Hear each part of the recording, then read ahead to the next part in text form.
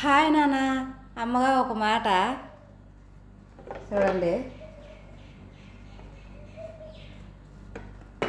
రాండి, ఈ అమ్మ చేతి కాఫీ తాగాలని ఎంతమందికి ఇష్టం ఉందో అందరు వచ్చేసేయండి.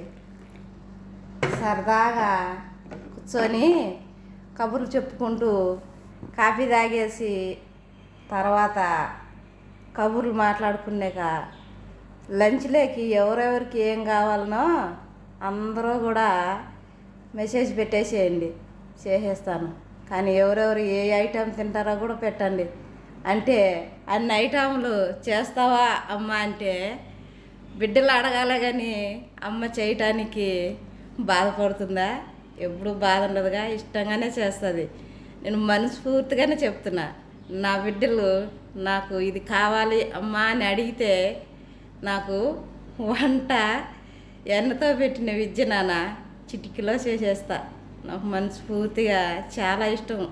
నా పిల్లలకు కానీ వండి పెట్టాలి అంటే వంట అంటేనే మస్తు ఇష్టం నాకు. చేసి పెడితే 10 మంది తింటే ఏమంటారు మరి?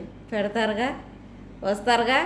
మొత్తానికి రావాలి మరి. రాకుంటే మాత్రం ఊరుకోను. వచ్చేసేయండి. సరదాగా ఫస్ట్ కాఫీ తాగేసి కబుర్లు మాట్లాడుకుంటూ ఉన్నాను మీరు. కానీ నేను మాత్రం వంట చేసేస్తాను. ఎవరెవరికి ఏమేమి ఇష్టమో కూడా చెప్పేసేయండి. అందరికీ కూడా అన్నీ చేసే బాధ్యత నాది, చెప్పే బాధ్యత మీది. ఓకే కదా? చెప్తారుగా, మర్చిపోరు. ఈ అమ్మ చేతి కాఫీ ఎంతమందికి ఇష్టమో అందరూ కూడా వచ్చేసేయండి.